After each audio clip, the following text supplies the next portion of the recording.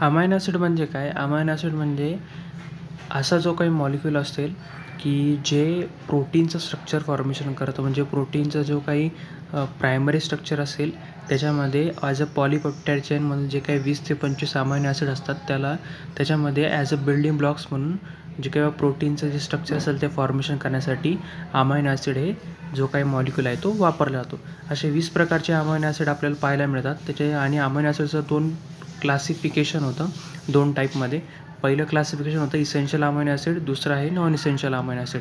Essential amino acid हे आपण आपल्या बॉडीमध्ये प्रोड्यूस करू शकत नाही, म्हणजे ह्यूमन्स प्रोड्यूस करू शकत नाही. आणि जे नॉन इसेन्शियल अमायनो ॲसिड असतात ते आपण आपल्या बॉडीमध्ये प्रोड्यूस करू शकतो.